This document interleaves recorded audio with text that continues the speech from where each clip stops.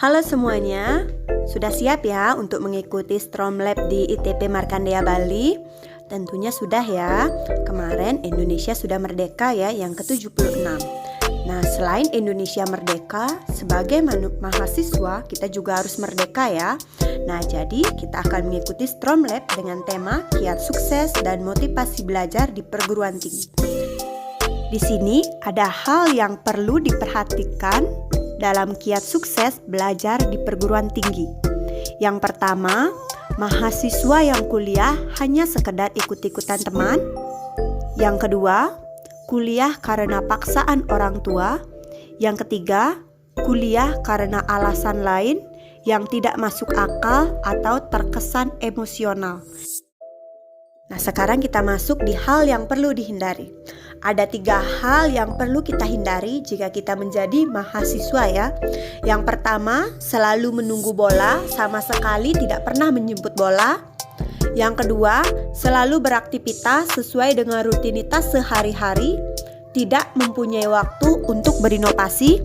Yang ketiga, tidak mau relasi yang baik antar teman. Kita akan membahas yang pertama, selalu menunggu bola, sama sekali tidak pernah menjemput bola. Itu kita ibaratkan seperti ring ya. Apakah ring pernah menjemput bolanya? Tidak ya. Ring akan selalu menunggu bola, di mana bola itu akan dimasukkan ke dalam ring. Kita bisa ibaratkan seperti ayam ya, dan jadilah ayam yang akan selalu mencari makanan sendiri. Walaupun ayam tersebut diberikan makanan oleh manusia, tapi dia selalu mandiri ya, mencari makanan tersebut. Kalau diibaratkan sebagai mahasiswa, jadilah mahasiswa yang selalu mencari duluan. Lebih baik mahasiswa itu bertanya, lebih baik mahasiswa itu cerewet ya, ketimbang mahasiswa itu menunggu apa yang diberikan oleh dosen. Nah, yang kedua, selalu beraktivitas sesuai dengan rutinitas sehari-hari, tidak mempunyai waktu untuk berinovasi. Itu artinya waktu kita 24 jam ya. Tapi kalau kita gunakan hanya untuk rebahan, untuk scroll IG ya, scroll TikTok, apalagi zaman sekarang kita dipenuhi dengan TikTok ya. Kita bisa gunakan TikTok dan IG itu untuk apa? Untuk membuat media-media pembelajaran yang bisa kita gunakan untuk presentasi ya. Sosmed itu tidak hanya untuk dunia maya ya, tapi kita juga bisa gunakan untuk di dunia pendidikan, seperti membuat media pembelajaran, seperti membuat video-video yang bersangkutan tentang pembelajaran. Jadi waktu kita 24 jam lebih berguna ketimbang kalian akan rebahan setiap harinya hanya scroll-scroll yang tidak jelas ya. Itu yang kedua. 3, tidak mau relasi yang baik antar teman. Untuk relasi yang baik antar teman, ketika kita mempunyai teman yang banyak ya, karena kita di makhluk sosial, kita saling membutuhkan untuk kita bertukar pikiran. Dan juga di perguruan tinggi, kita tidak bisa menjadi makhluk individu ya, dimana kita akan menjadi makhluk sosial. Kita perlu dosen untuk membimbing kita, kita juga perlu teman untuk bertukar pikiran. Nah, jadi tidak mau relasi yang baik antar teman, itu sebaiknya kita memiliki teman ya, untuk kita bertukar pikiran, untuk kita berdampingan. Kedua, motivasi berwirausaha di usia muda. Jadi, motivasi berwirausaha di usia muda bisa kita katakan dibagi menjadi 8 ya. Yang pertama ada durasi, yang kedua ada sikap berwirausaha, yaitu apakah senang, ragu, atau tidak senang. Yang ketiga ada frekuensi belajar. Yang keempat ada konsistensi. Yang kelima ada kegigihan. Yang keenam ada loyalitas. Yang ketujuh ada visi, yaitu harus ada target. Dan yang terakhir ada asesmen, yaitu presentasi. Sekarang kita memulai untuk yang pertama, yaitu durasi. Durasi itu adalah kapan memulai, berapa lama waktu yang diperlukan untuk menyatakan diri siap berwirausaha, apakah bersedia bangun dari jam 5 pagi sampai jam 8 pagi untuk usaha. Dan di sini kita harus bisa mengatur waktu ya, antara berwirausaha dan kuliah, agar kedua-duanya menjadi seimbang ya. bisa untuk berwirausaha, dan bisa untuk menempuh pendidikan. Yang kedua, sikap berwirausaha yaitu apakah senang, ragu, atau tidak senang. Untuk memulai berwirausaha, apakah ini paksaan atau dari niat diri sendiri untuk membangun berwirausaha, atau juga jika niat dari diri sendiri, kita harus yakin, percaya diri, dan senang menjalani usaha yang telah kita ambil. Yang ketiga, frekuensi belajar. Frekuensi belajar itu adalah seberapa penting atau sering kamu berusaha atau jualan, misalnya 2 kali seminggu atau setiap hari. Di sini kita bisa mengatur jadwal untuk jualan sesuai keinginan diri sendiri. Lanjut, konsistensi, yaitu selalu dan tekun untuk melaksanakan dan berinovasi. Seperti berwirausaha, kita harus konsisten untuk usaha, harus gigih supaya usaha kita dapat berkembang dengan baik dan fokus pada satu usaha yang akan dijalani nantinya. Jadi harus konsisten. Yang kelima ada kegigihan. Nah, kegigihan ini bisa kita artikan adalah semangat pantang menyerah. Contohnya, jika berusaha dan gagal, tapi tidak boleh menyerah, tetap semangat dan tetap berusaha, yakinlah mendapatkan setiap hasil usahanya. Keenam, ada loyalitas ya. Loyalitas itu adalah kesetiaan dan berani mempertaruhkan biaya, tenaga, dan pikiran secara optimal untuk mencapai tujuan dan sukses. Yang kedelapan, visi, yaitu harus ada target. Nah, misalnya setiap minggu atau bulan kita menargetkan hasil jualan atau keuntungan dari usaha kita. Misalnya, jika belum mencapai target, kita harus mengevaluasi apa penyebabnya agar kedepannya bisa mencapai target yang ditentukan. Yang terakhir itu ada assessment, yaitu presentasi. Nah, asesmen itu adalah kesuksesan setelah didahului oleh suatu usaha. Seperti kita memulai usaha dari nol, karena kegigihan, ketekunan, dan kerja keras, pasti akan mendapatkan hasil dan kesuksesan. Perlu kalian ketahui, setiap usaha tidak akan mengkhianati hasil atau kerja keras kita. Sekarang kita masuk yang ketiga ya, faktor yang mendorong. Nah, faktor yang mendorong itu ada 4. Sekarang kita yang pertama, yakinlah lulus sesuai dengan bidang keilmuanmu. Nah, bidang keilmuanmu berarti sebelum kalian memasuki perguruan tinggi, kalian harus yakin jurusan apa sih yang akan kalian ambil. Misalnya, kalau kalian mau mencari jurusan PGSD, bahasa Inggris, bahasa Indonesia, kalian harus yakin ya. Karena kalau kalian yakin, ilmu pasti akan kalian dapatkan, dan untuk lapangan pekerjaan itu selalu ada ya, itu akan selalu mengikuti jika kalian ada kemauan ya untuk menerapkan ilmu yang kalian dapatkan di perguruan tinggi. Terus yang kedua, tidak ada kebutuhan yang tidak memerlukan uang. Pastinya kalian sudah mengerti ya, di zaman sekarang siapa sih yang tidak mau uang, siapa sih yang tidak memerlukan uang. Bahkan kalau kalian parkir pun harus bayar. Bahkan kalau kalian kencing di WC umum, apakah kalian dikasih gratis? Tidak ya, karena setiap orang itu memerlukan uang. Bahkan ada yang membuka usaha atau jualan online ya. Itu untuk apa? Untuk meringankan beban orang tuanya juga bisa ya. Itu nomor 2. Nomor 3, selalu ada masalah yang dapat dijadikan bahan untuk berwirausaha. Masalah itu bukan beban ya, malah masalah itu adalah bahan untuk kalian termotivasi. Oh, saya sudah gagal, berarti kesalahan saya di sini. Oh, berarti saya tidak boleh seperti ini. Oh, saya harus seperti ini.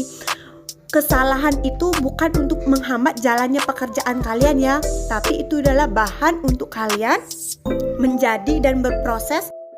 Sekarang yang keempat ya, keuntungan berwirausaha. Keuntungan berwirausaha katakan bisa dibagi menjadi 5. Kita langsung yang pertama, mempunyai penghasilan sendiri.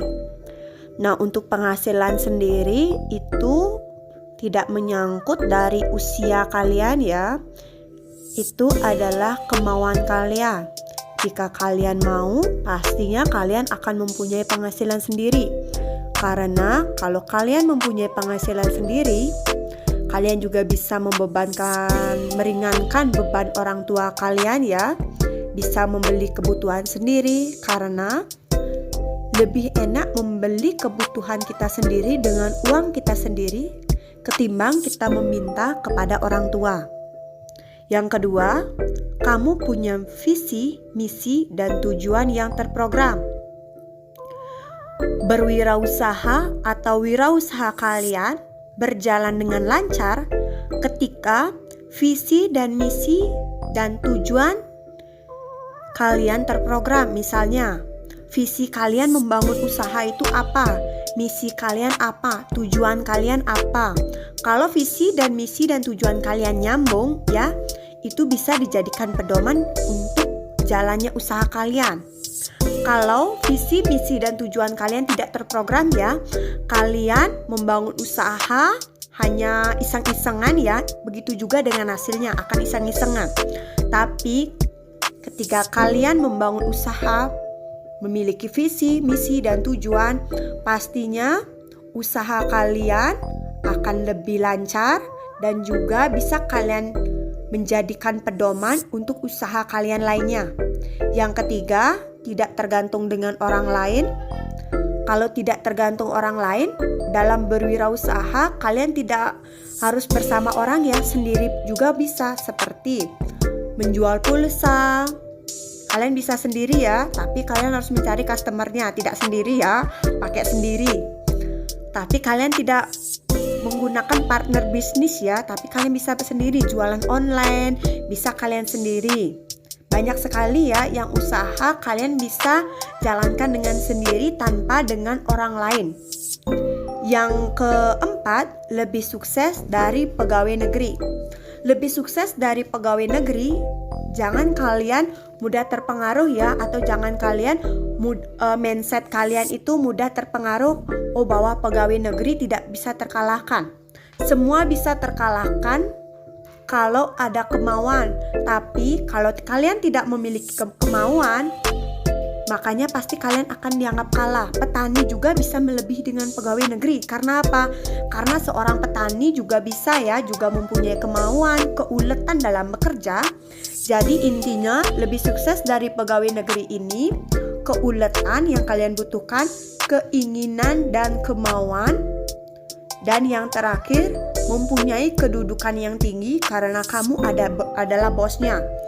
Itu belum tentu ya, karena banyak karyawan juga yang sukses. Karena apa? Karena setiap dia bekerja dengan sungguh-sungguh, dia berpikir, kenapa saya tidak membuka sendiri dengan peluang yang berbeda.